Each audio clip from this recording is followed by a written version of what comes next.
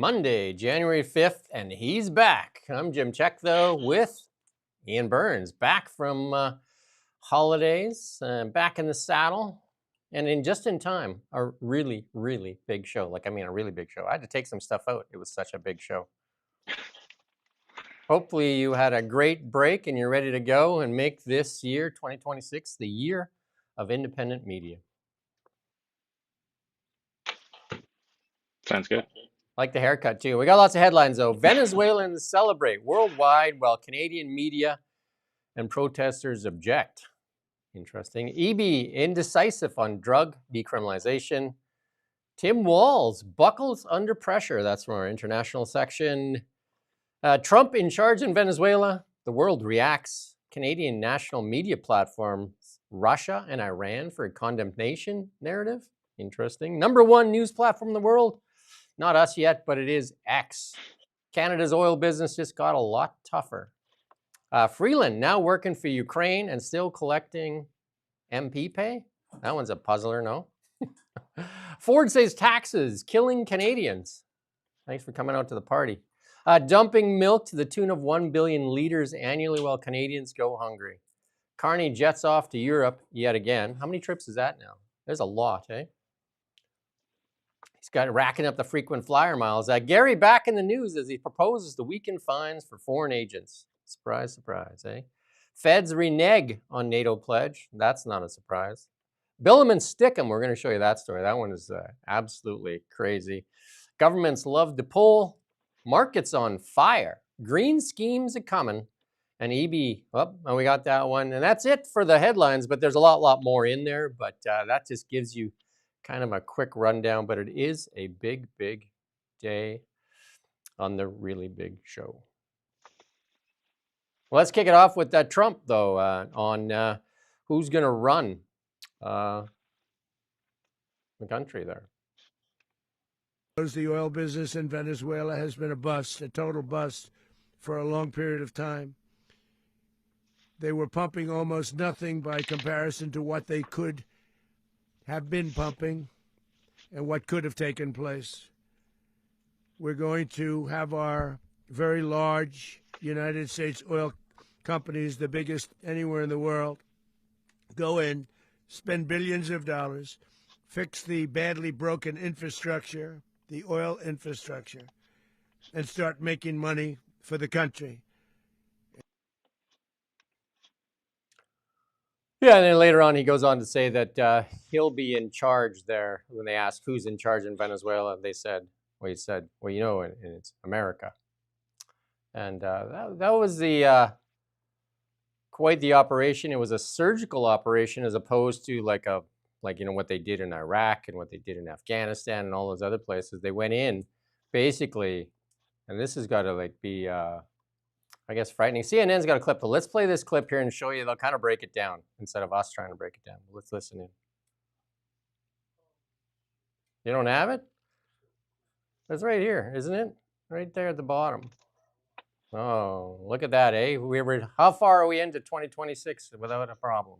Not long. I would call this a highly, highly precise strike with the pretty clear objective of a grab and snatch and remove the leadership, a kind of a leadership strike, if you will. And can we just pause there and observe? We're going to learn a lot more about the operational details, but this looks to be executed flawlessly from everything I can see. My hat's off to Chairman of the Joint Chiefs, Kane, as well as to the combatant commanders, U.S. Southern Command and U.S. Special Operations Command. From all we can see, a very capable, precise special operations strike successfully conducted. I mean, there's a lot of people coming on different shows talking about them. And this is, they took out all their air defenses. They only had one helicopter hit and everything returned home. No American casualties. And they captured alive both Maduro and his wife. And he's now, I think they're going to arraign him this morning in a New York court. He's been indicted many, many years ago. And even Joe Biden put a $25 million bounty on his head. It's happening right now. He's the pictures have just been released of him and his wife being chaperoned by the DEA agents. He is such a gigantically tall man, which is quite interesting. He's just like he dwarfs everybody that he stands next to. But the judge has been revealed. It's a 92-year-old man. 92. So he gets to experience American gerontocracy firsthand. Most people only get to read about that, but Maduro's actually going to experience it as some ridiculously aged gentleman judges his case. Yeah, they say this trial could drag out for a year.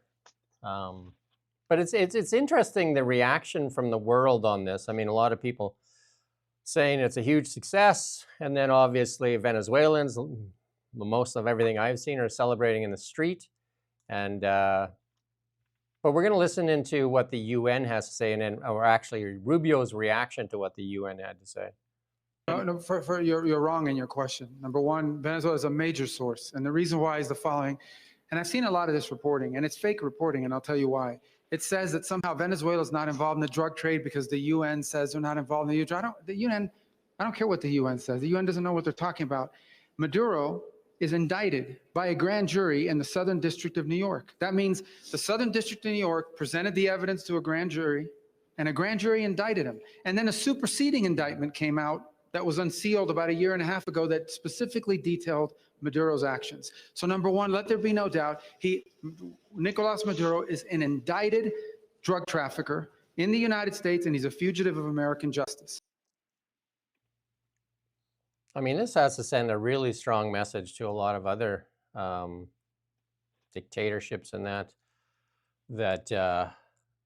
I mean, that was surgical. I mean, they beat all their air defenses. I mean, it was just a few days ago that Maduro was threatening or taunting Trump, that calling him a coward, I dare you to come get me. And I mean, they basically thwarted all their air defenses, went in there, dropped into his house and pulled him out and left right away. I mean, it's similar to the Iran thing where I don't think Iran even knew what hit him until the bombers were on their way home.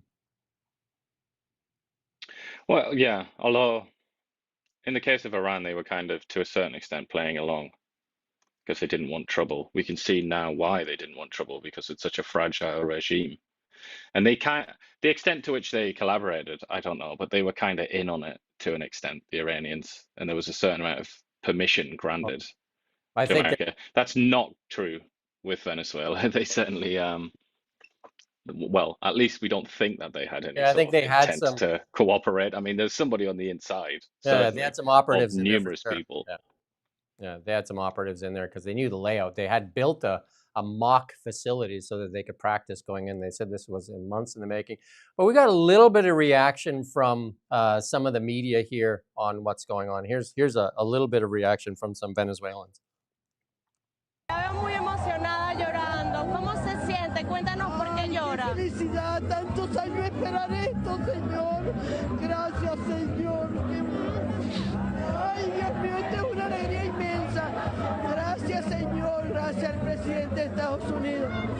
Tanto lo estoy esperando hace años. That's good. That's good. We've reached out to some prominent Venezuelans and see if we can get somebody on here to talk to, because there's been a lot of reaction in the world, and a lot of it kind of weird, and we're going to show you some of the weird stuff. Here's Keir Starmer, your favorite guy here. Keir and his reaction, which is puzzling at best. Let's listen in on what Keir Starmer has to say. Here in Canada, Deputy Leader of the Conservative Party, Melissa Lantsman, replying to Rubio, saying that the news of Maduro's arrest is welcomed and long overdue for the people of Venezuela. And UK Prime Minister Keir Starmer also weighing in this morning, saying his country did not play a role in strikes on Venezuela. To say, I can be absolutely clear that we were not involved in that.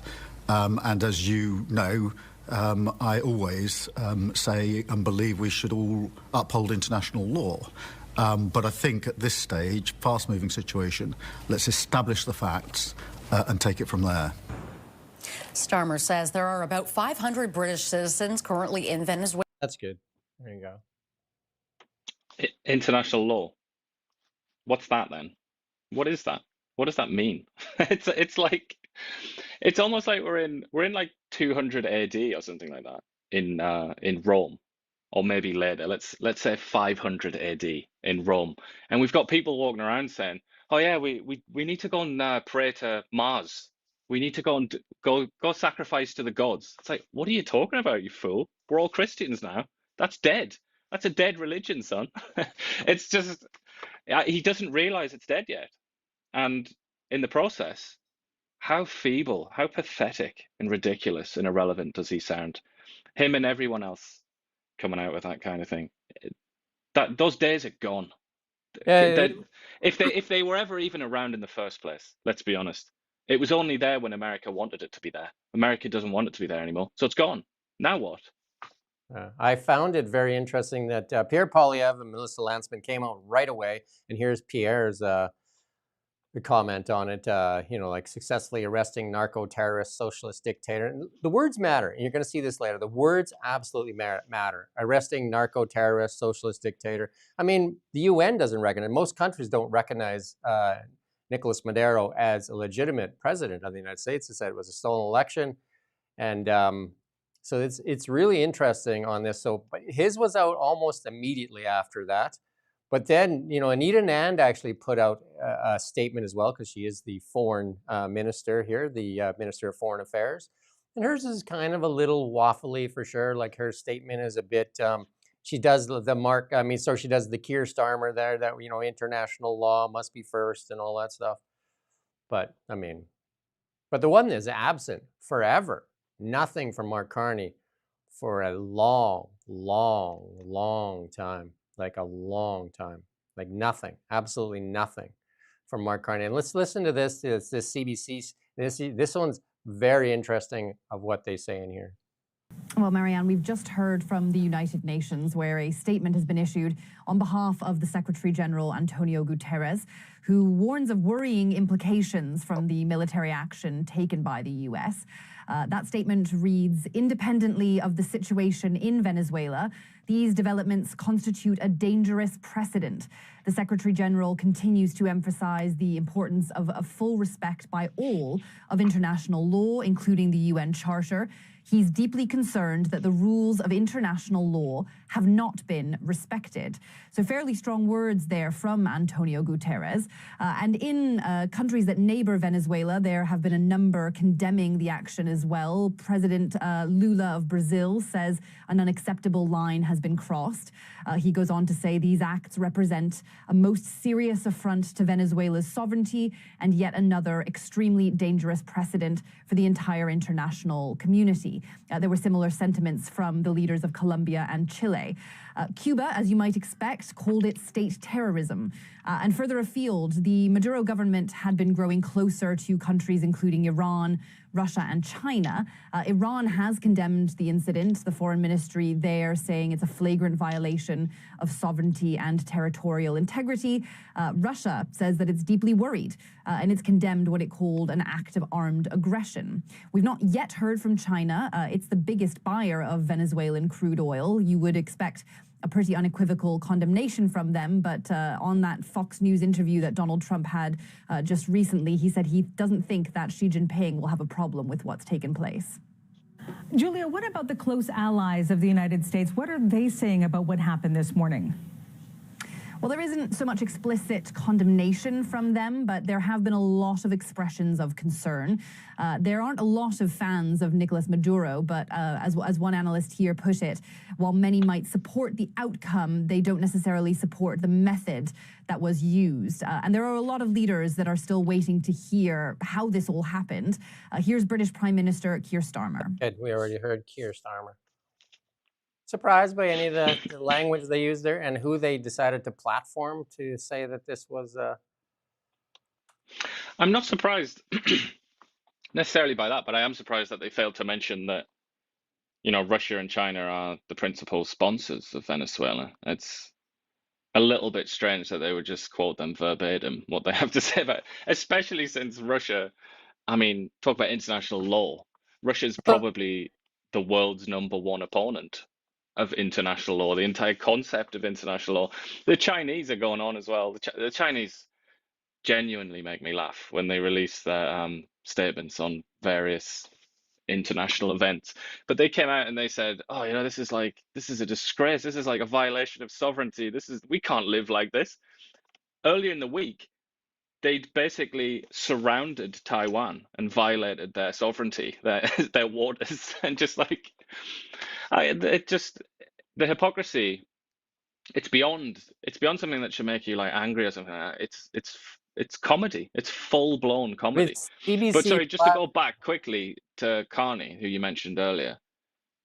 The reason that he didn't put out a statement is obvious, because he was scared and he wanted to get it right.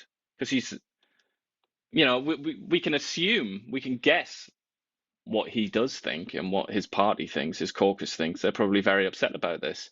People on the left, even the sort of center left in the West, have had a bit of a blind spot for the Chavez regime taken over by Maduro. They've been quite foolish on that for some time. So I feel like probably his caucus is very upset about this in general. But this is what happens when you're weak. This is what happens when you're irrelevant. And as I was saying, this is what happens when you're a passenger. We aren't driving the car. We don't even know how to drive the car. We couldn't, even if we were in the driver's seat, we wouldn't know which pedals to push. We don't know how to operate the vehicle. It's only the United States that knows how to do that. It's the one country that knows how to do that. And we're just being backseat drivers, even though we can't drive. That's generally Canada's and Europe's and many other countries' attitudes to the United States.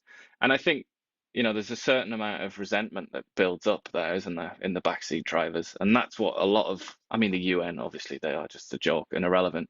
But when you hear from the likes of Keir Starmer and the kind of vague language from Mark Carney and the Liberals, that is just a resentful passenger that wishes that they could drive, but they can't. What I found really telling about the media landscape in Canada is that they had to find somebody for condemnation, and they actually went out and got a quote from Russia and a quote from Iran, which they wouldn't even talk to Russia for 4 years in the Ukraine war, or they wouldn't give them the time of day or the space. All of a sudden, when they needed a quote from them, talking about democracy, they're asking Russia for a quote. We're going to show you some other stuff that the CBC did later on here. And you have to ask yourself, why are we funding this organization to the tune of $1.55 billion when they are basically a propaganda outlet? But here's Macron. It is particularly strange considering Mexico and Spain and some other countries, more respectable, serious countries have come out and used quite strong words. They're quite upset about it. But obviously Russia and China are very important. They're both very important countries in the world. But if you're gonna quote them and what they think about this, you have to explain that they are the principal allies of Venezuela and that they wanted to prop up that dictatorship for obvious reasons, because it's in America's backyard, it's got lots of oil. They wanted it on their team. Here's Macron's. So Macron, he came out and said that, it's a good day, Nicolas Maduro's dictatorship, and you can rejoice. And then, I think it was a few hours after that, Mark Carney came out after that and said, again, he kind of did that waffly Keir Starmer thing, and he kind of said it was good, but international law, it was he was just typical Mark Carney, trying to ride the fence. And again, when a politician speaks with ambiguity, it's on purpose. He is not trying to give you a clear statement. This 3-paragraph thing, there's not a clear statement in there. Not that I could find anyway. Yeah, not really. Nicolas Maduro's brutally oppressive and criminal regime. That's clear. That's morally decisive, isn't it? But it's the next bits just muddy the water. Yeah. And also this senseless, idiotic remark about we'll continue to support Venezuelan refugees. What? What's that got to do with anything? Shut up. And also, we'll help you, Venezuelans, or anybody in Venezuela. All you got to do is go to Bogota, which happens to be in another country, but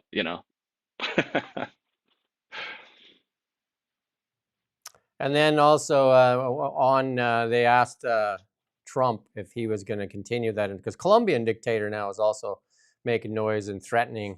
I guess he's saying, "Come get me, you coward." He's not a dictator, I wouldn't say. Not quite. Anyway, we'll listen to this clip here. Simple. Mr. President, Colombian President Gustavo Petro, a couple weeks ago, he said he's got to watch his ass. And today he said he's not concerned about anything happening to him in the aftermath of this operation. So just what your message is about that. Well, he has cocaine mills. He has factories where he makes cocaine. And yeah, I think I stick by my first statement. He's making cocaine, they're sending it into the United States, so he does have to watch his ass. That's good. That's good. And then also we got a little clip here from the Cuban president, Miguel Díaz-Canel here. Let's listen to what he has to say. He was full of fire. El deseo imperialista es el petróleo venezolano, son las tierras y los recursos naturales de Venezuela.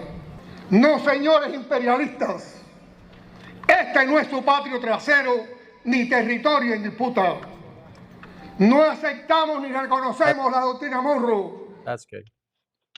I thought there were subtitles on that, but maybe we're not showing that piece of it. But He's just saying that it's for natural resources and all. I mean, the thing with Cuba anyway, some people basically refer to Cuba as being basically like a kind of almost like a colonialist power in Venezuela, that they've had so much power and control over the Maduro regime that they've almost been like, yeah, they've almost been like an exploiter of, which is surreal, isn't it? It's so strange to think that this stupid tin pot, impoverished communist regime on an island that's like about the third of the size in terms of population of Venezuela, but they've had quite a lot of influence over Venezuela. So again, obviously they're upset now because they've lost their guy. I mean, you would be upset, wouldn't you? You've lost the guy that you were using to get lots of privileges and benefits out of Venezuela.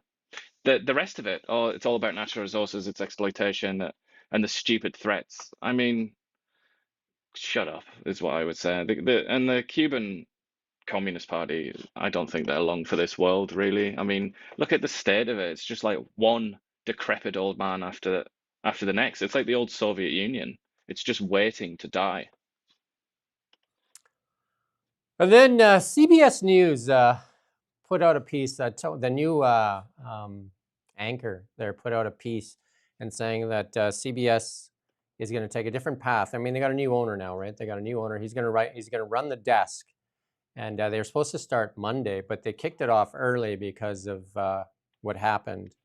And so far, he's been true to his word that he's going to report properly as opposed to with narrative. He didn't apologize, but he did say we got it wrong before. But let's listen into their story and how they're reporting the Venezuelans here. It's been an around-the-clock celebration for so many Venezuelans who gathered by the hundreds outside this Venezuelan restaurant here in Doral, Florida, since yesterday, and they're back here again tonight. Celebrations marking the end of Nicolas Maduro's rule erupted throughout the weekend, notably in South Florida. It's home to 500,000 Venezuelans. We met 25-year-old Christopher Moreno. He and his family arrived in the U.S. in 2016, fleeing the Maduro regime. It's just a feeling, I can't explain it. We make a life here because we had to, not because we wanted to. So we really want to go back.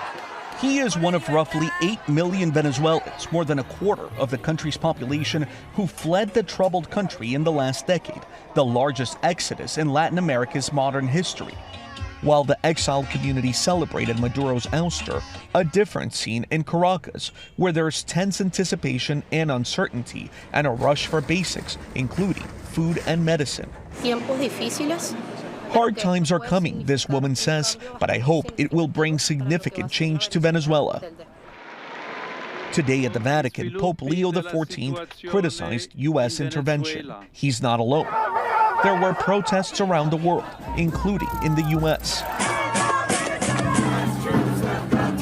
We know that these wars cost billions of dollars, and that is money that could be used to help the working class in the United States. But for so many Venezuelans, this is a moment they've waited for over 25 years of hardline rule. I think we deserve having freedom. We're good people. It is difficult to overstate the joy and the hope that is being felt here by so many Venezuelans that the toppling of Nicolas Maduro could mean the return of freedom and democracy to Venezuela. Tony. Well, yeah, CBS News kicking off their new format, their new anchor, and, probably the more fair piece that's been run out there. Yeah, and they did interview an opponent there, that woman who sounded about as articulate as a dying slug, didn't she? But how do you defend? How can you possibly defend the Maduro regime? I mean, Well, here I'll show the you. only thing that you I'll can do show you is how. distract I'll and show you. attack the United States. That's basically all they can do, or attack capitalism or something like that. I'll show you how you do it. Radio Canada is going to show us how. This is how you do it. Kidnapping of Maduro. How was that operation orchestrated? Nicolas Maduro, the man of the people with an iron grip. These are the headlines they were running. That's funny. Man of the people. I don't know what. I'd like to see the French on that to see what verb they actually used. Is there a French word for kidnapping? Or maybe that one could be innocent. That could just be lost in translation. But that one there, man of the people. You do have to laugh, don't you? But that is how, Jeremy Corbyn. I'm sure you're familiar with him, the old leader of the Labour Party, Keir Starmer's predecessor. He was very chummy with Maduro. Once infamously called in because he spoke Spanish. He speaks Spanish. Jeremy Corbyn. He called in on a radio show to say very nice things about Nicolas Maduro. People like that on the hard left, they really have a kind of obsession with Venezuela, and they have done for a while. So I can, they do exist. These people. There is a movement out there that's kind of in favor of it, even though by any metric you want to look at, Venezuela is a much worse place and has suffered terribly, devastatingly from Chavez and Maduro. And then if you look at this one is Rachel Gilmore. You've talked about her in the past. She calls herself a journalist there, and she puts it out there. And then she's hyping up the fear there. And the CBC actually did a story too that Carney could be next to be kidnapped. She was hired actually by CTV as a fact checker, and it didn't last long. And then she said it was the far right extremists that got her fired from CTV. She's used many times by the Liberals in committee hearing to give her thoughts on some of the bills that are coming out. On Can you imagine writing the words "Orwell wept"? Can you imagine invoking George Orwell when you don't know anything about George Orwell? I see this happen. I think I see this happen every day of my life. I almost feel like it's like an embarrassment. I'm at an embarrassing disadvantage because I've read every single word that George Orwell wrote in his life, including his diaries. Orwell would not weep about this. Not at all. Orwell literally went and put his own body on the line and got shot in the throat trying to dislodge by force a dictator in Spain. Do you think he would have wept about a dictator being dislodged in Venezuela? You might think that's the least of what we should be concerned about, but it's just like it's a clown show, isn't it? The sort of Canadian commentariat. These people just have absolutely no idea what they're talking about. Yeah, and then this is out here too. This is what a lot of people called attention to in the United States and in Canada here. The protests that came out like the next morning, basically with same signage everywhere. So people are calling into question, like, who's orchestrating this? Who funded this? How did they? Because there are groups out there that actually pay protesters. You can actually sign up and then they send you a mass email and you go up. But the signage is all the same. And this is, like one of the MPs is actually calling it into question too. Like, how do they have all this signage? And, Elon Musk has pointed towards, allegedly George Soros and that for all this funding, because there's a big machine in behind it. Yeah. Remarkable. And but it's because what do all these groups have in common? They're all opponents of America and the West, which is kind of the same thing. Yeah. And that's what it's all about. It's about enemies of the West. And you just read about the Cold War, something like that, if you want to see it. This all happened during the Cold War, where people would latch themselves onto the Soviet Union, or Vietnam as well, things like that. This has been going on for decades now. You can't have anything really in this world, or anything important, without lots of people being opposed to it. But they just make all kinds of excuses, don't they? And they spray squid ink everywhere, and they try and pretend that it's about Palestine or something like that. I mean, No, they just hate the West. That's it. Brian Lilly also, he put out a tweet there on the experts. And how many times have we heard experts through COVID, through everything, the Canadian mainstream media here, the ones that have been crippled and corrupted by government funding, use experts in their title all the time. But here's Rubio talking about experts here. Number one, most of the experts that people have on television, I watch these experts and it's clown hour, okay? These are people that have focused their entire career on the Middle East or some other part of the world because that's where all the action was. Very few of them know anything about Venezuela or the Western Hemisphere. Venezuela looks nothing like Libya. It looks nothing like Iraq. It looks nothing like Afghanistan. It looks nothing like the Middle East other than the Iranian agents that are running through there plotting against America. Okay? These are Western countries with long traditions among their at a people-to-people and cultural level and ties to the United States. So there's nothing like that. So I think people need to stop ascribing the apples and oranges here, the apples of the Middle East to the oranges of the Western Hemisphere. But do you... Number That's two, good. That's, this is about the... But I mean, just on the experts there. And we talked about a lot. And that's I think almost our last bit on this story for today. Well, we have a little bit at the end here, but Elon Musk putting out X is now the highest traffic ever. I mean, people like that's where stuff is happening like in real time. Like X, like if you're a major world event is happening, everybody's posting it on X. Like it is the #1 platform, and that's the one that the Liberals continue to target here in Canada. They continue to say it is a sea of misinformation and disinformation, and it needs to be controlled. It would be a bad day if they can control that one. They've already controlled Meta. They've removed us and other media outlets from Meta, which they pay for advertising on, but they don't allow media outlets on there. The Online News Act is something the State Department has outlined as one of the things of censorship of platforms, and we've been fighting against it forever. We've been fighting against Bill C-18 with little to no effect. Even when Mark Carney was here, we asked, and he said that they aren't going to do anything about it, but they will increase funding to CBC. And we see what CBC did in this. And this is really telling. Just watch what these outlets do during events like these.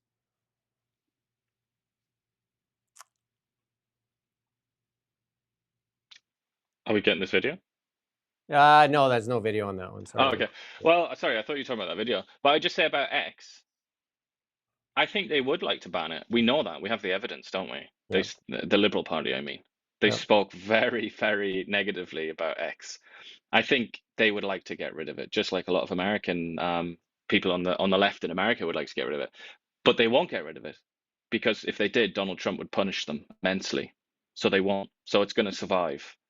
And I think that's not the only instance, is it, in a Western country where America somehow, Donald Trump specifically, again, somehow Donald Trump, is like the backstop for basic liberties. And that applies, who's putting the most pressure on Britain, for example, and its sort of soft authoritarian approach to the internet? It's America. It's Donald Trump, the administration of Donald Trump. Absolutely surreal, but it has actual real outcomes, real consequences. And I would say we have X or Twitter, whatever, in Canada now, pretty much because of Donald Trump, because the Liberals are too afraid to get rid of it. Because if they did it, then if they did do that, Trump would be on their back, which I just think is what a strange situation to be in. And earlier you were talking about Brian Lilly, where he was talking about experts being wrong. I mean, I do quite like Brian Lilly. He's a cut above the average Canadian commentator, I would say, because he's actually intelligent, I think, and he knows things, which is rare in the commentariat in Canada. But I did watch an interview late last year. He did this like round table thing with loads of other journalists, and he was complaining about how people dare sort of put themselves forward as column writers and as people with opinion writers in Canada when they haven't spent 20 years as a journalist or something like that. And I just think, what is that if not an appeal to sort of expertise? So a little bit inconsistent from our dearly beloved Brian there, but we'll give him that. We'll allow him to be inconsistent. One of the concerns raised right now in the Canadian economy is what happens to the Canadian oil. That was our trump card, really, with Trump. Like you need our oil. And Venezuelan oil is heavy oil, very similar to the stuff out of the tar sands. And let's listen into what Peter MacKay has to say. Justin's out there partying with Katy Perry, but we're all screwed. We should be the wealthiest country in the world because we're blessed with a. I think that's the wrong clip there. But that's Roman Baber there talking about. But Peter MacKay goes on to say, like, that oil there is, it won't happen overnight. But Canadian oil now is under pressure. Like, we need to get to a coastline. And then, again, the National Post put a piece out there. Venezuelan oil could put Canada out of business. So I think Danielle Smith now has a bigger fire lit under her to get oil either through the U.S. to the West Coast or through BC, which is seems like a fight. Like 9 months in, again, we talk about this all the time. 9 months in, we do not even have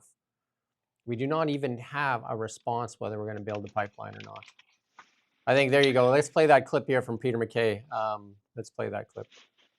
Is the fact that it came 15 or 16 hours after the actual arrest of Maduro. This is, again, a very slow and lethargic reaction and reflective of a foreign policy that was ambivalent, waiting to see how other countries reacted. And so I don't think it has put Canada in a particularly good place with the United States or our traditional allies. What kind of conversations do you imagine would be happening about this behind the scenes? Well, I think, of course, the next question, Renee, is going to be a transition to a democratic government. And will this involve Machado returning? Will we see Gonzalez fill this void? The President Trump, has clearly said that the United States is going to be in what I would describe as a caretaker position. There's lots of speculation, of course, about the energy sector, the impact that this will have globally, including on Russia and Iran, but also in the longer term on Canada. And so there are many, many ripple effects yet to come. And I mention Iran because much speculation now is turning to Iran, with people in the streets there. What will happen with respect to the potential democratization of Iran? You take these two countries and their malignant influence on other terrorist activities, whether it be narco-terrorism in the case of Venezuela, or using proxies throughout the Middle East and in other countries in Iran, the removal of those dictatorships, totalitarian governments, will have a profound effect on world peace. People may not like Donald Trump, many don't, but that may in fact be the upshot of all of this, is a more peaceful, stable world. Imagine if imagine if he was still Minister of Foreign Affairs. Like that's the difference. It's quite profound, isn't it? Comparing that to Anita Anand and the Trudeau era ministers, Melanie Jolie. Just it's great. It's almost it's hard to swallow. It's like real. You could actually have somebody that sees the world roughly as it actually is in a position of power. Such a thing has happened in this country in the past. Yeah, we'll go back to that oil, and this is where there is a bit of panic in the oil industry because Trump says the American oil companies are ready to go back into Venezuela. I mean, they were forced out, and they're going to invest billions. I mean, I've seen lots of video on it where Venezuela's infrastructure has just crumbled. They basically were squeezing the last drop out because they didn't put any money in. They were just basically taking whatever they could out, milking it. I mean, many Venezuelans were completely wiped out when their currency kind of like, you can go on ChatGPT and read it. It was one of the richest countries in South America. It was the richest, and it completely 8 million refugees left it, and it's become just a dictatorship. And Cuba, like you said, Cuba has troops there. Cuba, the small little country, is basically running it like it's a puppet of Cuba. Strange. Yeah, and certainly the big boys, China, like first among them, called the shots in many ways. They were the biggest customer for their oil. But the key thing But as for what this means for Canada's oil industry, I mean, like you just said, I mean, pretty much everybody now has been like trying to learn as much as they can about Venezuela's oil industry, haven't they? So I think there's a lot of people running around with like a little bit of knowledge on this. And I'm not saying I've got a load of knowledge, but I have known for a long time through experts that Venezuela's oil industry is dying. It's corroded, it's rotted away. They've lost almost worse than losing the infrastructure, they've lost the people. Like the people actually know how to operate that the equipment there, and it's quite hard. It's not like you can't just, there are some parts of the Middle East famously where you can get out oil quite easily. It's not really, doesn't require much technical expertise. But Venezuela's oil, like Canada's oil, requires quite a lot of effort and expertise to get it out of the ground. So, they're not really in a position to do much, and it's going to take at least like 10 years. People seem to think, the oil experts, to kind of get it back going in a big way. But that's going to take loads and loads of money, lots and lots of capital. And Trump seems very confident that American companies will provide that capital, but I'm not so sure, really. I mean, it's quite a risky proposition, that, isn't it? Because if a Democrat is president, Gavin Newsom, let's say, if Gavin Newsom becomes president in a few years, is he going to keep up this arrangement with Venezuela? I'm not convinced. So we'll wait and see. I mean, on the face of it, it is something to be worried about, though, for Canada, isn't it? But it's another, if I may be so crude, it's another kick up the arse, isn't it, for Canada? Yeah. We can't just sit around having these stupid conversations that go in circles, and 1 minute saying that First Nations can, if they want, veto it, or British Columbia can veto it, and then the next minute saying, oh, well, actually, maybe not. We just need to get on with it. The very sort of survival of this country is on the table here. We have to actually do something. And this is just another warning, really, isn't it? It's like another alert. It's another flashing light. It is a big warning, absolutely a big warning. One thing I just wanted, before we leave Venezuela behind here for a bit, the vice president there, I can't remember her name now, first was kind of like spewing a bit fiery and saying that, they released Maduro now, and now has come out and said that she's willing to work with the United States in the transition. So, yeah.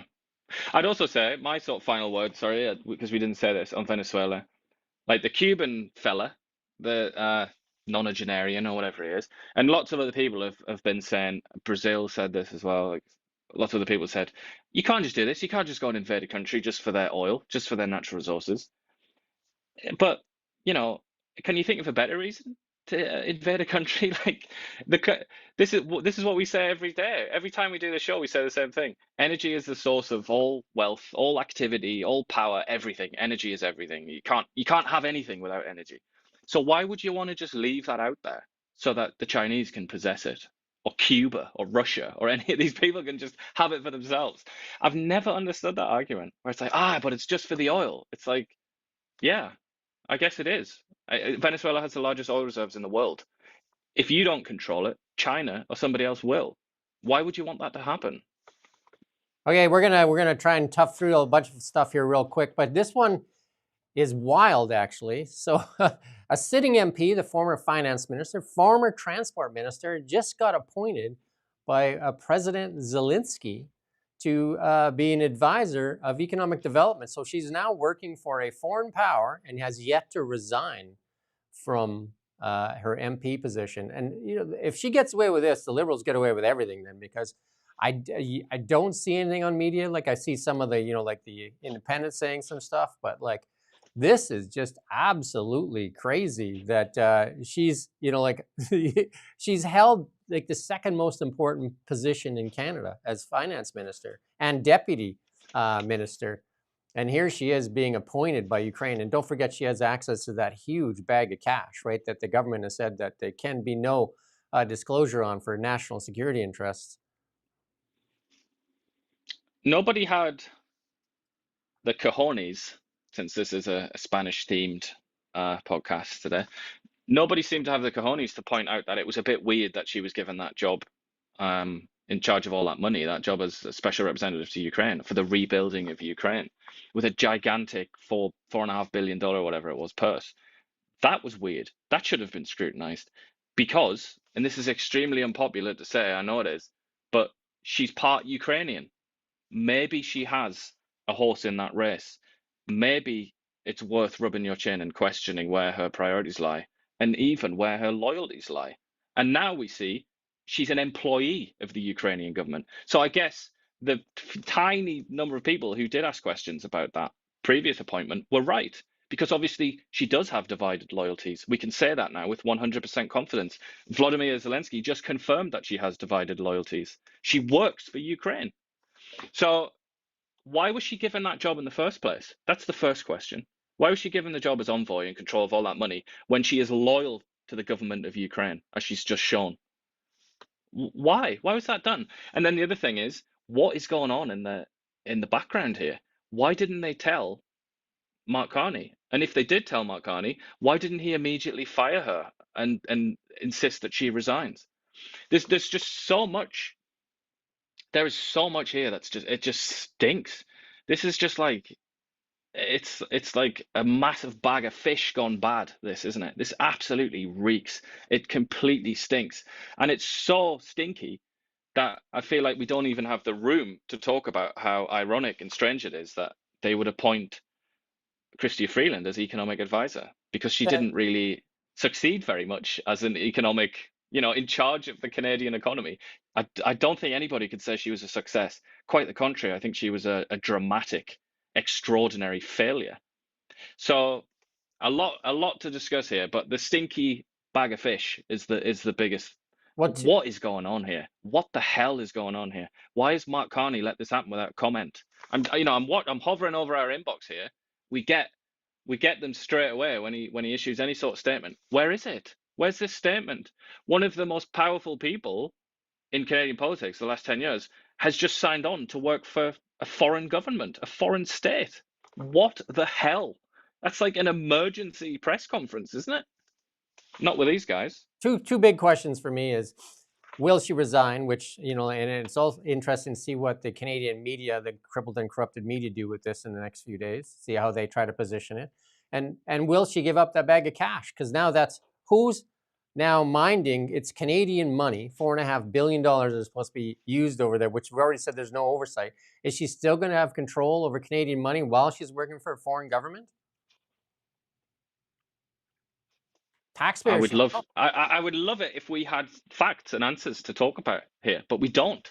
Mark Carney's on a plane to bloody France while this happens. It's this is like, I really hate to say it, but this is like Banana Republic. This is like third world country politics. This is just unbelievable. And I can say, coming from another very, very dysfunctional country over the Atlantic Ocean there, this would never, ever happen in Britain. Never. This could never, ever, ever happen in Britain.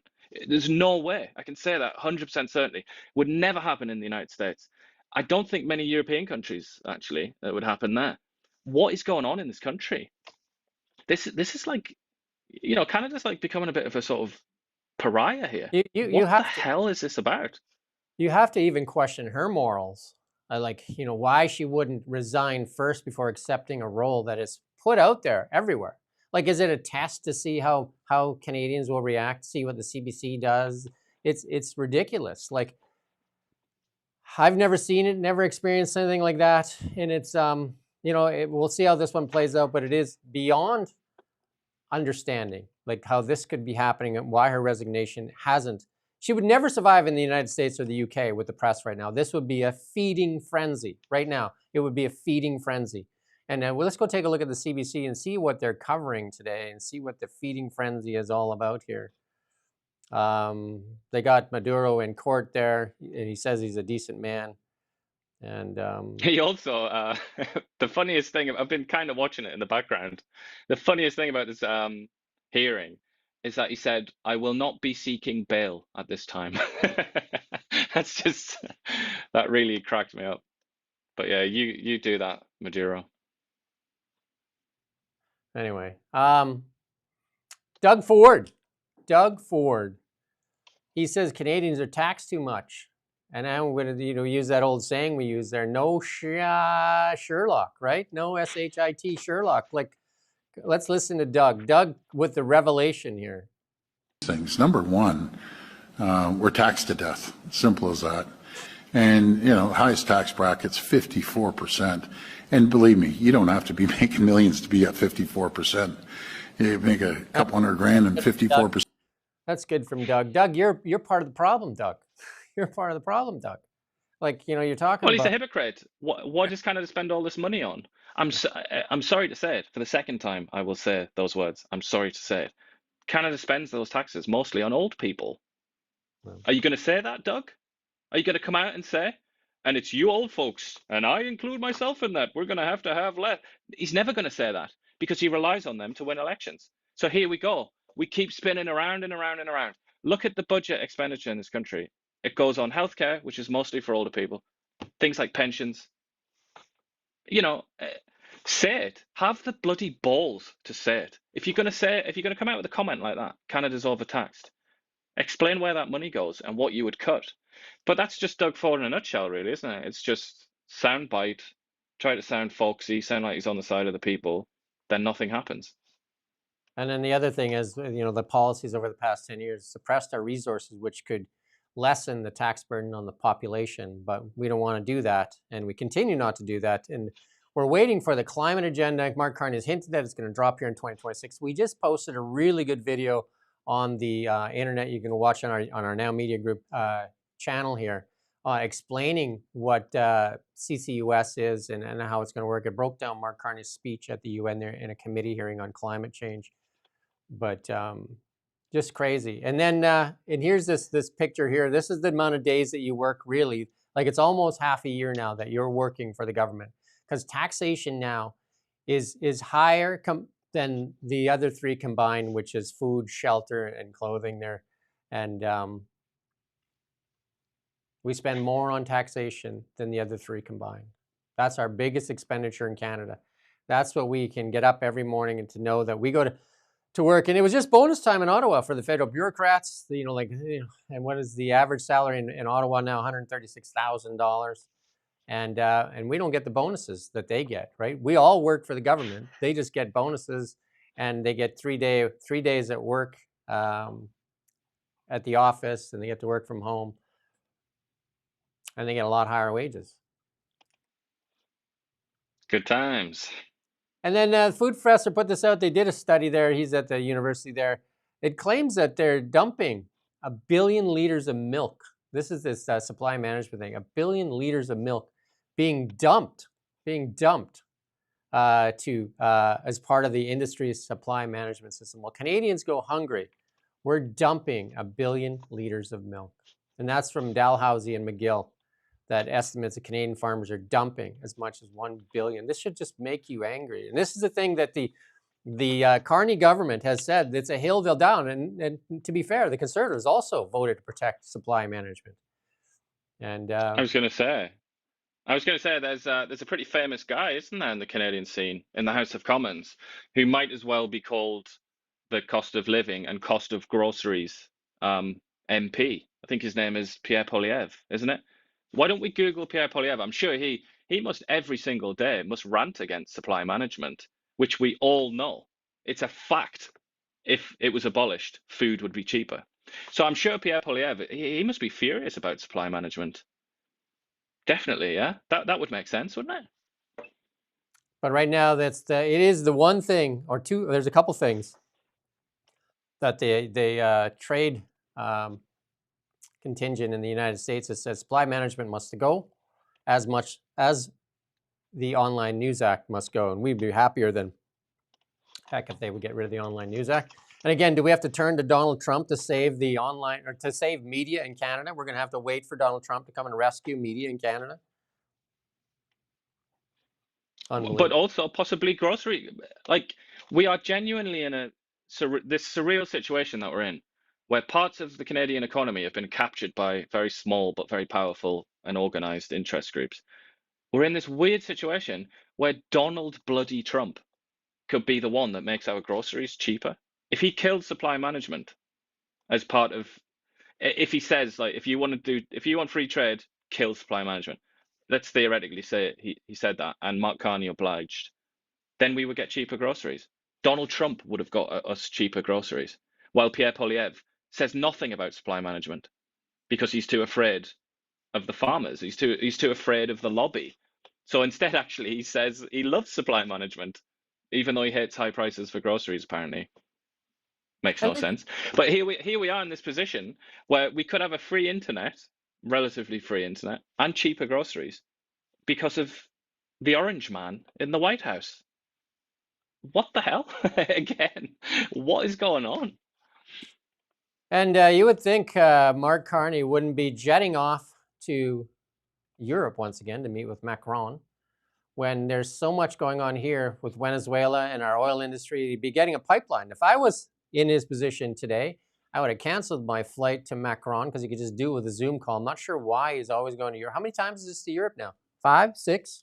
It's got to be in there. God, yeah. Got to be in there. Many. And take the fancy jet over there. And you would think he would be on the phone with EB and Smith and say, we're not getting off this phone call till we have a pipeline agreement with the shovels in the ground next week. And the other one is Chrystia Freeland. Get on the phone and say, Chrystia, you're done. Get that message out there right now. You cannot represent Canada and the Ukraine at the same time. They're not one in the same country, unless he's flying to Ukraine right now and merging Canada with the Ukraine. Perhaps, maybe that's what's going on, because otherwise it doesn't make any sense. Maybe that's the answer to the Ukraine-Russia war. We'll just make the Donbass part of Canada. Then everybody's happy. It's absolutely like unbelievable. And I've done so many interviews. We're moving on. We've done so many interviews with John Carpay from the Justice Center for Constitutional Freedom. One of the things that the liberals want to work on is suppressing your freedom of speech. This is what they do. Like not the pipeline, not the economy, not the supply management, not all these things. This is the thing that they want to continue. Not even crime and punishment. Do you know what I mean? Like crime continues to crater out. We're going to see that a little bit later. But it's the Online Harms Act, which is where they want to curtail the internet. The misinformation and disinformation. They should just look at the CBC and themselves to see where the misinformation and disinformation originates. But that's not how they sell it, though. They sell it as, we have to save the children. SaveTheChildren.com. That's what it is. And then all of a sudden, apparently it's not about saving the children. It's about arresting people that say something unpleasant about Sean Fraser or something like that.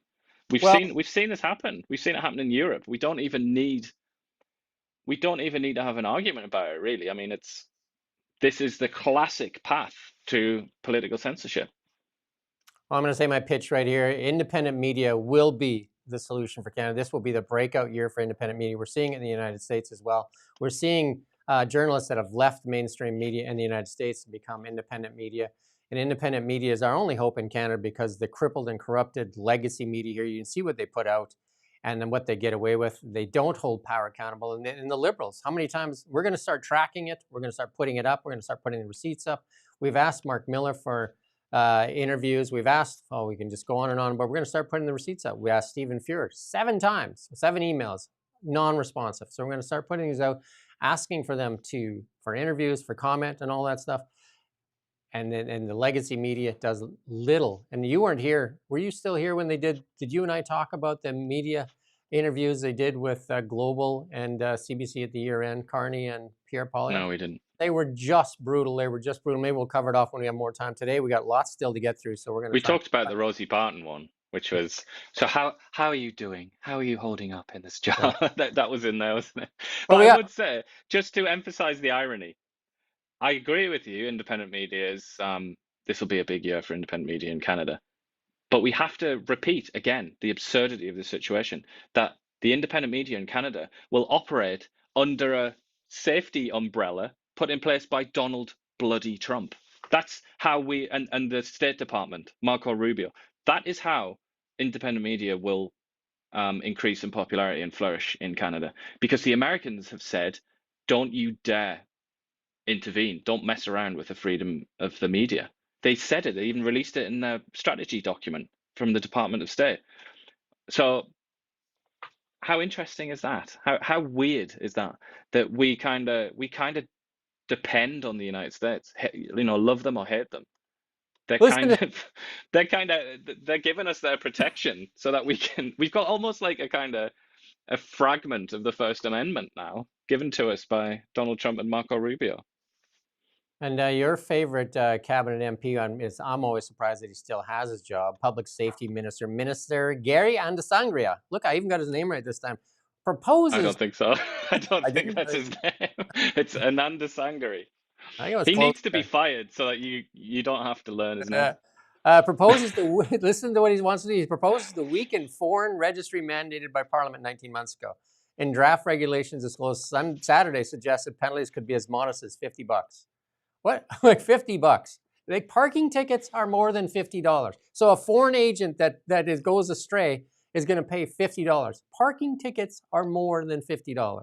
And that cash payments to foreign agents remain hidden in the name of privacy. So there you go. So even if you do get a $50 fine, we're not going to let you see it, right? The party of transparency and accountability don't even want you to know what the fines. The regulations would allow certain information not to be published. This is absolutely ludicrous. Look at this. Freeland won't resign. Now they want to reduce the fines to $50, and they don't want you to see the fines and who gets fined. Why not? Right? Who cares? I think Freeland can probably afford that, can't she? $50 when she's fined for working for the Ukrainian government. She has a $4.5 billion bag of cash, our money, and then she just pay these $50 tickets that nobody's ever going to see, right? I mean, isn't it so funny as well? Like the Liberals were criticized when what made this happen, what made this foreign registry finally be legislated and created, was that the Liberals were being attacked, weren't they, for being subject to foreign interference, specifically Chinese interference, Chinese Communist Party. How funny is it that they rejected all such criticism, didn't they? They said, we're the party that protects Canada. We're the party that wants to counteract foreign interference. And then they've done this, and on the QT, they've basically neutered the power of the registry right from the start. They've castrated it before it's even been born. Yeah, proposed regulations said penalties on foreign agents who fail to comply with the act could be as modest as $50, and scofflaws would also be permitted to enter into compliance agreements, which would allow for reduced or no penalty. So you can get that $50 fine erased. I don't even know how they say this stuff out loud and expect the Canadian public to eat it. Like it's just like you're hopeless. It's like if they get their majority through this is just this is what it is. Like we're not foreign agents, like that bill that they were forced to pass on disclosing foreign agents basically means nothing. Means nothing. It's been killed in its sleep, hasn't it? And then we'll get the zombie form of it. Look, but as we've said a million times, if there's no scrutiny, there are no consequences.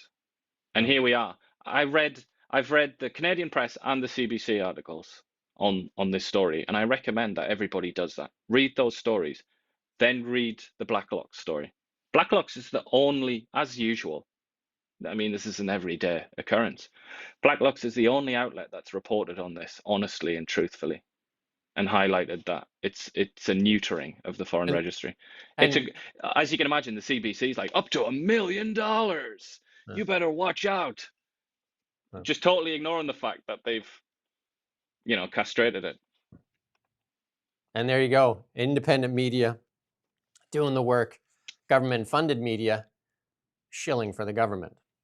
And here's another one that they, touted this loudly from every rooftop they could, that they were going to meet the NATO pledge. You remember that on CP and CBC and all those outlets. But Cabinet quietly reneged on its pledge to NATO allies. It would spend 2% of its GDP on military preparedness by December 31st. And that's McGuinty now. The department had no public comment, would not release internal estimate of military spending under access to information. Again, no accountability. Why would you want to do that? Aspiration without effort is just empty rhetoric. That's what Carney said last June 9th in announcing Canada would meet the NATO targets. There you go. Crackers, isn't it? Again, this isn't even a story anywhere but Blacklocks. There isn't even a sanitized version of this out there. And it's the same thing. You and I you reached out. You got the number. They said they would not advertise on Meta during the election. They spent over $5 million because it's just too important of a platform to ignore. But media outlets can't put their stuff on there. And then you asked for an update on the number, and they said they can't give it to you either. So here's the government of non-accountability and non-transparency, and Canadians are okay with it. The CBC and the rest of the legacy media that get half their salaries paid for by the federal government. The government funding needs to stop because this is ridiculous. How an outlet like Blacklock's can bring this all to attention and the rest of the outlets just ignore it. Just ignore it. Like we bring up the CBC all the time. Nothing. That's why I'm not so sure that it's the case that Canadians are okay with it. I don't think Canadians would be okay with it. The way to put it is Canadians don't know about it. No. You know, if Canada had a press like they have in the US or Britain, they would know about it. They would know about all this all the time. It would be rammed down their throats every hour of every day. Well, you can help us. As a consequence, the Liberal Party would be on 25 points or something like that in the polls. But the Canadian people don't know about it. No. Well, you can help us get it out there. Share, subscribe, share this with as many friends as you have, and just get it out there because we need a bigger voice for independent media because we're not getting the information out through the legacy government-funded media. And here's another one: abuse of the taxpayer. Lawyers at the Department of Justice ran up nearly 600 million in billable hours last year, and that's from an internal report. Probably going to need to squash that report going forward. Approximately 43,000 ongoing litigation files for Justice Canada lawyers and paralegals, roughly 997 counsels, 283 paralegals, and up from 40,000 in 2023. And that's from an audit, right? The department spent $567.2 million a year on billable hours, including payments to outside counsel. It represented a 12% increase from billable hours in 2018. No reason given. When is there ever a reason given? Federal lawyers bill on average 1.29 million hours each year. Do they actually show up for work? Cabinet in 2016 struck a committee led by then Fisheries Minister, our friend, Dominic LeBlanc, to review financial and legal implications of the department's civil litigation strategy. No reforms were enacted. No committee report was ever made public. Why would you do that? Put that in the drawer that nobody ever gets to see. This just shows, though, doesn't it? It's like the American system, famously, is the political system is set up to have checks and balances. That's not true of Canada's system. It doesn't really have checks and balances. That's not a feature of the Westminster system. But the informal check is supposed to be the public. They're supposed to be aware of all this, and they're supposed to be able to, scrutinize and, express their approval or disapproval of the government's actions.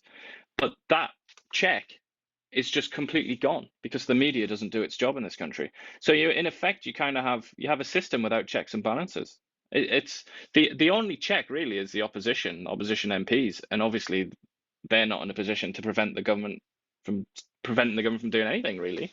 So it's just kind of, they have an immense amount of power. The Americans must look on at the Canadian system and actually be quite envious and wish that they had the kind of power that they have.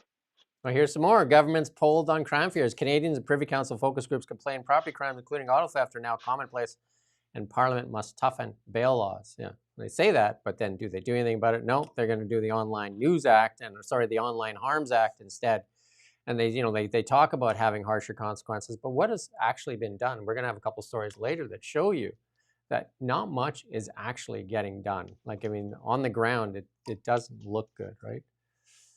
But again, we're moving a little bit faster here. Baffled by autism rates spike. The Public Health Agency in its first ever national data confirms rates of autism diagnosis have skyrocketed in Canada, similar in the United States, but could not say why. The federal compilation of figures was a valuable opportunity to address long-standing data gaps.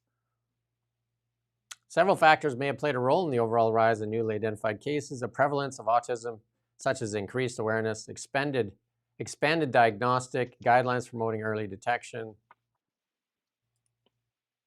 That RFK Jr. said it had to do with Tylenol, and obviously that started up a firestorm in the United States and in Canada. Well, one of the leading predictors of whether a child will have autism or not is how the age of the mother at birth. I'm looking at this story, not seeing that mentioned. And sorry, just as context, the average age for having a child in Canada and many other countries around the world has been increasing. I think it's over 30 now. Yeah, and that's something that's very uncomfortable for people to talk about obviously, but I mean, you're talking about science basically here, aren't you? You've got to be honest and clear about that. But that's one of the that's obviously one of the main reasons. But then there's other things as well. Like, is it the case that autism has exploded and loads like the numbers that loads more people have autism, or is it something to do with the diagnostics used, like the system that diagnoses it? Maybe that is actually the variable that you should be looking at. Canadian Airlines forced to up their game as Middle Eastern rivals enter market, though, because in Canada, just flying from Kelowna to Calgary, and ever since WestJet got taken over by that hedge fund, those prices have gone up, right? So, we used to have cheap flights back and forth, but it soon could be, some more competition coming. So, and these are flights from Saudi Arabia and UAE. Aviation expert says that Middle Eastern Airlines often the envy of the world. This is just, these are just flights to and from, I guess, Saudi Arabia and UAE. So it's not domestic flights. That is, the domestic airline market is completely sealed off, as many other markets are in Canada. And as a consequence, it costs you an absolute fortune, even to fly from Toronto to Vancouver. The two biggest cities or up there anyway, top 3 cities, or even to fly from Toronto to Montreal, like number 1, number 2 city in population terms, costs a fortune because it's a completely sealed off market.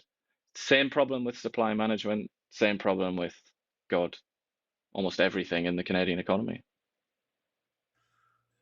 Yeah, and then we got a little bit on the climate, because that climate stuff's coming. The climate agenda is coming. We're going to expect it here from Mark Carney here in the new year. He said it was going to drop right away, 2.0. And we've got a really good video on our YouTube channel here. You got to go watch it. It's his speech explained there at the committee hearing for climate agenda there at the UN. But here's somebody talking about what energy means and why poor nations have less impact or have less control and care over their environment. Let's play a real small clip of this.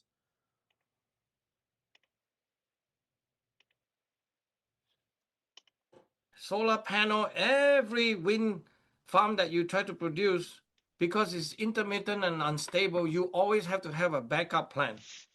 The backup plan is run by fossil fuel, basically. So they know every of this growth, I got to supply this. That's why the cost is enormous, by the way, because you always do double. You pay double for anything you want to do on this form of fake energy. I also in a firm believer that the more richer we are, the better we are able to take care of the environment. That's it. That's all we need to hear out of that. That's the only thing there. And because that is obviously the richer you are, the better technology you have, and the better you take care of the environment. Because we've seen that in third world countries where the environment not so good. And we got this little clip here just to show you in countries that don't have a lot of money and they're just throwing garbage into the river. That's because environmentalism is a side effect. Environmentalism is it's a consequence of prosperity, isn't it? Because we've defeated, when we get rich, we've in effect defeated nature, haven't we? Therefore, we can feel sorry for it. If you're in a third world country, like somewhere like Africa, if you're in the Congo, the people of the Democratic Republic of Congo have not defeated nature. Like, it's an everyday struggle. So they're not going to feel it as sort of like pity for nature. It's a fight. They're trying to survive. They're trying to win a fight. And that is the attitude all across the third world. That's why they you try and get them to stop killing rhinos and things like that, or gorillas or whatever. They're not going to stop doing that because they're desperately impoverished. And it's the same thing with trees, by the way. Lots of people despise coal, but the reason that there are any trees left on this planet is because of fossil fuels, specifically coal, because people were able to fuel machines and warm their homes and cook and all the rest of it using coal, rather than having to do what people had to do for tens of thousands of years, which is chop trees down. Yeah, we have another clip here that somehow I almost deleted there for some strange reason, but I think we're going to play a bit of that clip here. or somebody deleted it, and it just talks about how people are actually buying carbon in some areas of the world for the plants when they're, for greenhouses, they're actually buying carbon. But we'll play a small clip of it, and maybe Mark Carney could sell the carbon that we're going to suck out of the atmosphere with CCUS. Instead of burying it in holes, we could actually sell it to these people. Let's listen in. What is it that the climate catastrophists are getting wrong about CO2? More CO2 is good for the world. It's not bad for the world. And so it's absurd to be trying to reduce CO2 with all the other problems, with the absurd projections of lower costs for renewable energy. It's clearly a lie. It's not true. And explain to us how is, in your opinion, as a Princeton professor and climate scientist and physicist, how is CO2 good for the world? That's good. Actually, that's, I don't want to go into it too much, but he's just saying that there's some places in the world that are actually buying CO2 and pumping it into greenhouses because that's what plants eat. So I was just saying it's a great idea for Mark Carney. He could sell it to these guys as opposed to burying it in the ground. Capture it and then sell it. Bag it. No, I mean, sell it. both things are true, aren't they? Carbon dioxide is, it's been associated in big boy studies, serious studies, been associated with a greening of the planet, because plant life does indeed feast on CO2. But at the same time, it also creates the greenhouse effect, doesn't it? And it keeps hotter air inside of the biome, doesn't it? I mean, both things are true. Let's play the BC News, because again, we're a little long in the tooth here, but we're going to try and quickly go through this. But BC News. Coming to you live from the Now Media Newsroom. Decriminalization is something David Eby said in an interview, that was a few months ago now, that he said it was a mistake. Yet he didn't stop it. He continued on with it, and now they still haven't come up with a hard date to end it. Seems odd. Everything to do with this is odd, isn't it, really? From the very beginning, everything about this has been strange. And no surprises, really, that it continues to be strange. Yeah, and then, he admits that it was a mistake, and this is a post here, and this is in the Business International thing, or whatever, BIV. He admits that it was a mistake. We watched the interview. We played it for you a while back, yet refuses to pull the plug on it. Like, it doesn't make any sense. It just doesn't make any sense. And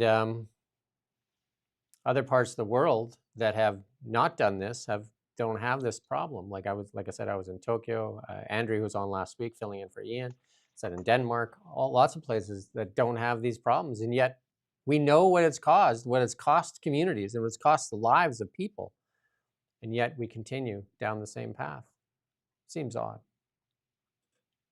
But I mean, the story here really is that I think Eby is under a lot of pressure, as we know. He looks like he's a very fragile boy right now, doesn't he? And that he could be in trouble. And he's therefore trying very earnestly, very hard to keep his own caucus happy. And that means that he has to come out and very irrationally, very strangely argue about pipelines and things like that, and be really hate on Alberta and Ontario as well, to a lesser extent. And then he also has to do things like this because it's his caucus, it's his, these are people, and in the party, the NDP, the people actually have power over him. These are like really on the fringes of Canadian society. They are extremists by a sort of neutral measure. They hold opinions that barely anybody in the rest of Canada holds. So they think decriminalization is the dog's bollocks, don't they? And so therefore he has to be careful about what he says about it and what he does about it. Even though to win the election, he had to get rid of it and say, oh no, we hated it all along. I made a mistake. I'm sorry, everybody. I'm going to change. I'm going to be a new man. But the fact on the ground and the reality of politics is you have to appease the people that have power over you. And the people who have power over Eby, many of them at least, quite like the idea of state-supplied crack. Yeah, it's just very, very puzzling for sure. We're going to try and get an interview and see what's going on. We'll get Eleanor Sturko back on. And we'll reach out to David Evie himself. I mean, there's a lot of pots boiling over. We had another closure, did we not? We put it on Kelowna Now this morning, that another ER closure. 100 Mile, yeah. Let's move on to our international news here. Coming to you live from the Now Media Newsroom. Some big headlines in there, you know, but we'll get through some of the smaller stuff. Elon Musk offering Starlink free to people in Venezuela during this type of transition here up till February 3rd, keeping millions connected. I mean, Starlink now the largest global communications company in the world. He's done the same thing in Ukraine, all over the world. And I've had people on from Ukraine and talk to people in Kiev and saying that it actually changed the war for them because having communications, and even it was an advantage over the Russians, and the Russians figured out how to hijack it and pretend to be Ukrainians to get access to the internet. And the internet is so important, especially to the Internet of Things. But Elon Musk again coming through and providing Starlink to people that need it this time. But here's one. Here's the big story that drops in the international news, other than Venezuela. Tim Walz, the beleaguered, has said that he's not going to seek re-election amid that big fraud scandal. Imagine it must be getting pretty hot, because it was just last week when he was calling everybody white supremacists for even looking under the hood. You know, when they dared. I mean, this fraud scandal is and still to this day, I don't think CBC is covering the story. This is the biggest story in the United States other than Venezuela now. And no coverage from the CBC, not even a little bit. Imagine if it was the other way around and it was a Republican senator or Donald Trump. Do you know what I mean? How much coverage there would be on this fraud scandal. But you would also have to think of it as being in a group, a fraud case among a group of people who are very strongly associated with the Republican Party. So I guess it would be something like the NRA, like gun enthusiasts, gun rights enthusiasts. Let's imagine that they were responsible for a huge, like multi-billion-dollar fraud campaign and or scandal, and then the Republican governor of the state where it was happening was coming out with things like that. That's the kind of analogy, I think, and it is quite instructive, isn't it, when you look at it that way? Because we wouldn't be able to move for conversations about that here in Canada. It would just be relentless, wouldn't it? CBC would never let it drop. And then what was even more interesting in the United States was the reaction from different media. Nick Shirley, an independent journalist, broke this. That's why I said it's going to be the year for the independent journalists all over the place. He broke this story. I think got over 100 million views on X in a short period of time. What did CNN do? They went out there to interview Nick Shirley and discredit him. And, you know, like we're like screeching at him. And then they would phone the daycares. Instead of going there, they would actually phone the daycares. Oh, are you running a daycare? Are you legitimate? They're just like, yeah. And they're just like, CNN, see, look, I phoned them and they said they were legit. That's journalism. You can't even make it up. But, you know, their questions to Nick Shirley were like, so did you go there during their regular business hours? He said, well, I went there at 11 o'clock. It's a daycare. And, you know, like all they did, and then they labeled them. This is what they love doing best. MAGA influencer.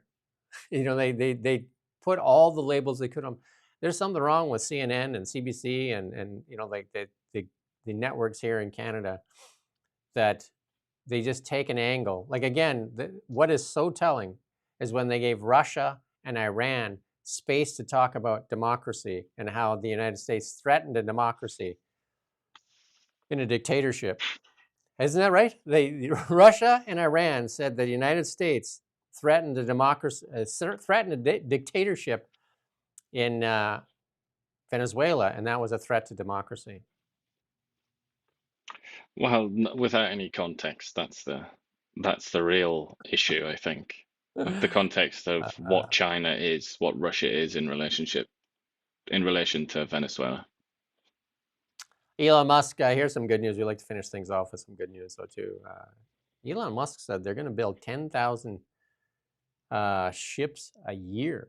That is like the plans. He's outlaying the plans for the moon base and laying out the plans for the trip to Mars. I mean, again, the Americans have a vision of the future, and they have visionaries, and they have people that are making it happen as well. Canada right now can't even get a vision, sadly, to build a pipeline. Like it's like we're playing with rocks and trying to light a fire, but we don't even know. We can't even decide on which rocks to bang together. Meanwhile, the guys next door are building rockets to go to the moon and to Mars. Did I miss anything there? Do you know what I mean? We can't even decide whether or not we want to build a pipeline. That's the thing that blows me away. We can't even decide. We can't even decide what to do with American alcohol in our government-owned liquor stores. Never mind flying to the moon or whatever. Oh, man. And what did somebody say here? Get your new jabs, get your new jabs. Yeah, like Walz, like Tim Walz. And again, the Americans and the free world actually dodged a bullet by mere inches. Kamala Harris and Tim Walz, the guy that just quit or basically not going to run, could have been the vice president of the United States amidst all that fraud that's been going on there for years. This goes way back, way back. All this fraud goes way back. And it was brought to their attention by whistleblowers, and they were told to shut up. Because the political, it's the same reason we were talking earlier about, the inconsistency of Pierre Poilievre. Just one example, why he pretends to be concerned about grocery prices, but doesn't say anything about supply management. It's all politics, isn't it, at the end of the day? Politics ahead of patriotism. That's basically the catchphrase of the Western political class now. Tim Walz is just another example of that. And he couldn't risk alienating the Somalian community, so-called, in Minnesota, because he thought he might lose elections, lose power. So they prioritize themselves and their own power over what's good for the country. Prime Minister Sene Takahashi is heading to the White House. I don't think that's it. Takaichi, I think. There you go. Close. Heading to the White House in the spring of 2026. If you have not been to Tokyo, somebody said to me I talked too much about Tokyo. It blew me away how there was no homelessness, no drug crisis, everything was clean, and it was very organized. Blew me away. We can't do it here. And I walked around the streets completely safe at 3 a.m. I wouldn't do it here. Would not do it here. And yet, Japan is spoken of, as I'm sure you've been aware for many years now, decades. Japan's been spoken of as this like economic failure, like sort of like as if it has a disease because its economy has been stagnant for about 30 years. They don't seem to be that bothered about that, do they? It doesn't seem to have affected their quality of life. They have the highest life expectancy in the world, or second highest after Hong Kong, I think. Safe streets. I think they're doing all right, aren't they, the Japanese? If you go into somebody's home and they're meticulous, if you go into somebody's home and you go in there and you're just like, wow, everything in its place, everything is like really nice and everything is put away. It doesn't have to be the fanciest place, but it's very nice and very tech friendly. That's their house. Their house is meticulous. Like it's all put away. Everything works. Everything is good. You go into the house of BC and I mean, you'd have a tough time finding the door from all the garbage strewn out in the front yard, right? Probably doesn't have a door. Doors was stolen and sold for crack.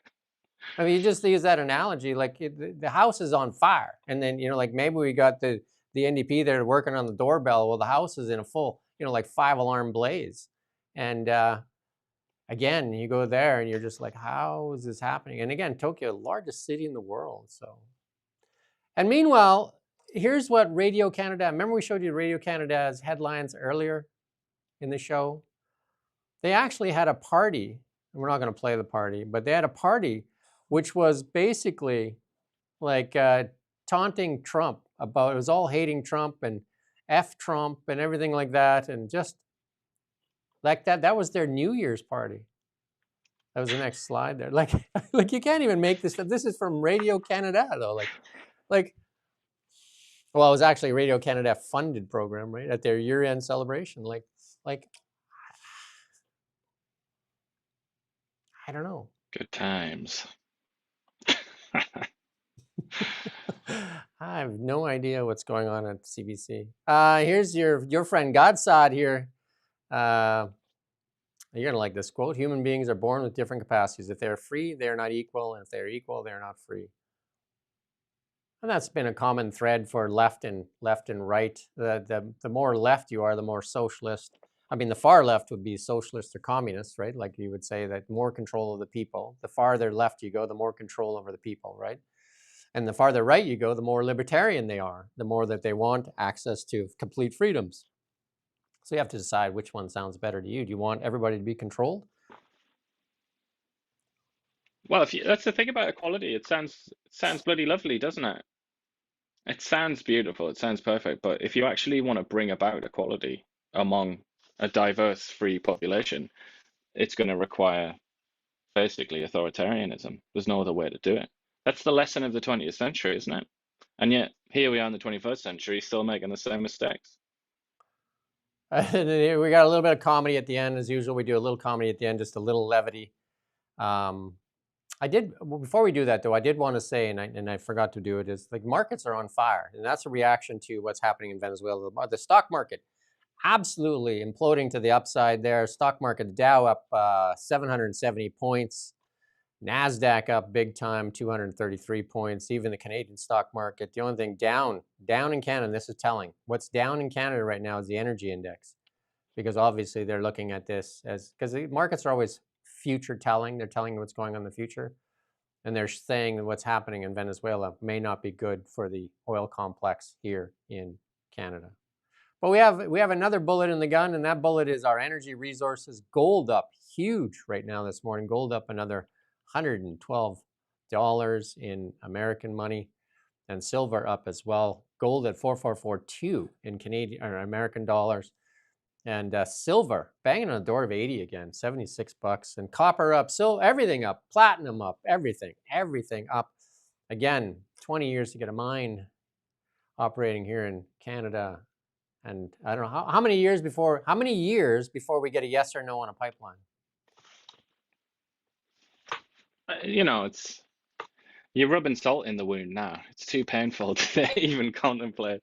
But you talk about gold. I just wanted to say that I can happily report that CBC has discovered that this is a thing, that gold is getting more expensive, because I heard it on the radio this morning. They figured it out. But you would never guess. I'm not even going to ask you to guess. But the way that they got the story across, the lens through which they chose to, view this story is the people of Pakistan, God bless them, can no longer afford to buy gold, which is culturally important to the people of Pakistan. Apparently only to them. I mean, it's not culturally important to anyone else. And instead, for weddings and such like, they now have to buy silver. That was the story, because gold is so expensive. Ridiculous. I mean, well, whatever. Yeah, let them do them. You and I have been doing this show almost a year, and we talked about gold, silver, Bitcoin, all that. We covered it off, and we kind of pulled it out because we were last little while because we had so much to get through. But we're going to try and put back in a little bit of the market stuff for sure, because I think it's important. We've been bulls on gold and silver and Bitcoin for a long time, but gold right now in Canadian dollars, $6,115. I've been buying gold ever since it was $200 US in the first Iraq war. Desert Storm, I think that was the first one, wasn't it? Desert Storm with George Sr. Yeah. But here we go with a little bit of comedy at the end of the show, as usual, because we want to leave you with a laugh, because, like some of the stuff is painful. Some of you might be crying. But here's a little laugh here. Marco Rubio, I mean, he's done a heck of a job. But Marco Rubio, one of the shining lights in the world. Imagine him, compare him, Rubio, to Anita Anand, sitting in a room. They're the counterparts of each other. Well, talk about experience and experts and all the rest of it. He spent many, many years on the Senate Foreign Relations Committee doing this, really, just doing what he's doing now, but a slightly lower rank. He's got a lot of experience. Like, he hasn't just kind of like crawled out of bed and suddenly been an astute Secretary of State, Whereas Anita Anand obviously has absolutely no experience at all with foreign relations. That's not her bag at all. But she was given that job. Do you not remember she was the procurement officer for Canada? And look at all the stuff that we've thrown away recently that she procured. Anyway, the Venezuelan government had a bounty on Rubio's head too a while back. So Rubio definitely. Here's the joke, though. Rubio realizing, because he's got about 6 jobs already, realizing he's now the president of Venezuela, the governor of Cuba, and the Shah of Iran. That was just a joke. All the roles that Rubio has been taking on. And we're going to play this next clip with no sound because he said some derogatory stuff here in the end. But this is here in Canada. Only in Canada, the truck driving, and we did a story and I put it in, but it got removed because we just ran out of time. There was on Kelowna Now, you can go read it about somebody coming to BC and saying it's just unsafe to drive in BC because of the truck licensing here in BC. But let's play this clip here and show you how there seems to be no attention to detail for truck drivers that are driving 50 tons of a lethal weapon down the highway. This is the truck that has the pallet lift still on the ground. And there's your friend. Why Tim. is that? Is that so he can carry more stuff, or he just doesn't even realize? Oh, he didn't put it up. He put it up. That's where you put it down. The tailgate, you put it down. But so he's not trying to. All right, yeah, because it's not full. He forgot to lift it up. So it's just full. It's dragging it on the ground. How could you not hear that? Like, surely that's making a hell of a racket. Tim Hortons. It had to be a Tim's truck as well, didn't it? Like Tim Hortons, classic Canada. The best user of the temporary foreign workers program. The best lobbyist that will now pay $50 fines for every time you have infringement. But you won't be able to find out what happened. That'll all be classified. And they'll all be written off because, like, who wants to pay $50? But I must say though, I agree with the people who, I mean, it's hardly a strange thing to feel, but I agree with people who say like the trucks are bloody frightening, aren't they? Especially in BC. 50 tons. Especially Highway 1 and the Coquihalla. It's scary, isn't it? Sometimes. 50 tons with people that maybe shouldn't have a license. And we're going to leave you with this last clip. But again, we'd like you to share, subscribe, get this out to help us get it out to a bigger audience. It's definitely a different type of news show. And we bring you, what did we bring you, like 50, 60, 70 stories today that you're never going to see on the CBC. Stuff you're never going to see. Stuff you're going to learn more here than you're going to learn anywhere else. And we actually communicate with you too, as we really appreciate it. Lots of nice comments about Ian's haircut. He's been back. He had a week and a bit off, no, didn't you? Got a fancy haircut, all dudded up. We got new mics, so let us know if this mic's working better. Because we did, some people have made small donations. We're going to plow everything we can back into the show as well. So we thank the people that have been contributing as well through YouTube and different means of making donations to support independent media. We appreciate that. We're going to send you out, though, with this post by Trump himself. It's a little, some people are going to find it, offensive. Some people are going to find it entertaining. But again, we have a little comedy at the end here, and let's play it. Venga por mí. Aquí lo espero en Miraflores. No se tarde en llegar, cobarde. I just got 3 things to say. God bless our troops. God bless America. And gentlemen, start your engine.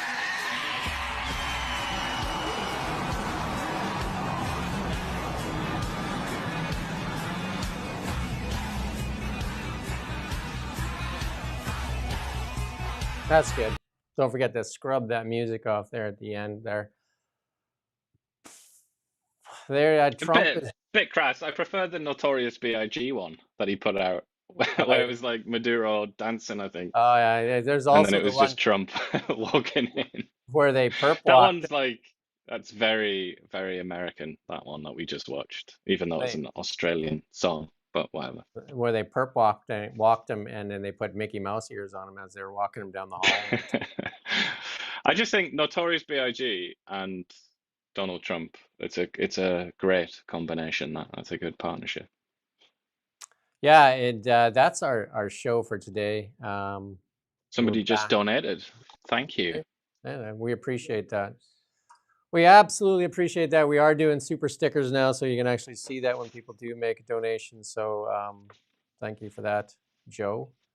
And again, independent media, it'll be the year of independent media here in Canada this year. And the more you know, the better off you know, because of the waste of taxpayer dollars, when we're seeing that waste, like look at that waste for billable hours in Canada. We also highlighted a while back, $473 million just to administer this dental program they keep touting. That's just for the administration. That's not for the actual benefits being provided to anybody. That's $473 million. Another $750 million for the gun grab instead of spending that money on securing our borders and our ports. And 50 million of that spent already and 0 guns collected. And the big one, for sure, No decision on a pipeline, no decision. And we're awaiting the climate agenda being dropped. Again, great video that you got to go watch on a thing explaining that talk he made at the UN. It's going to be tougher and tougher to sell this CCUS here with Venezuelan oil and coming back online for the Western Hemisphere. I think it's going to be a tough sell to many people in Canada to compete with the price of oil if you're going to skin that cat. You know what I mean? Like, we're going to add all these costs to our energy when there's the same, basically the same heavy crude that we have here in Alberta. And it's especially difficult, isn't it, to maintain the argument that Carney's been putting out there, that it will make our oil more desirable if we put all of these regulations and taxes on it. I don't know about that. I wasn't sure when I first heard that, and I'm a lot less sure than I was then. If you go watch that video, you're going to see that Brookfield has made the most investment into CCUS. So who has the most to gain from a CCUS plan coming into place, and who has the most to lose if CCUS doesn't go forward?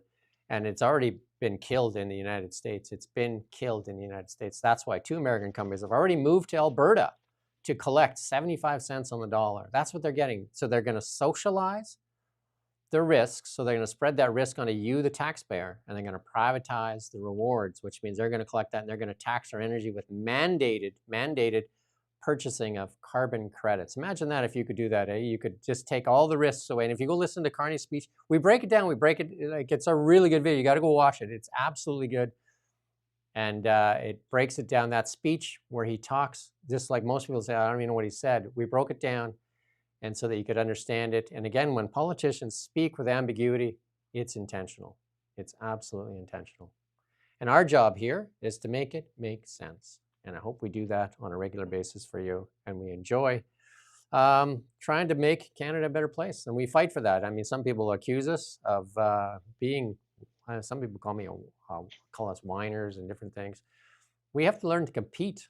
We have to learn to compete. And look, is there 2 better looking guys on the internet than us? Look at that, eh? Snappy ties. Think about where we started 2 years ago.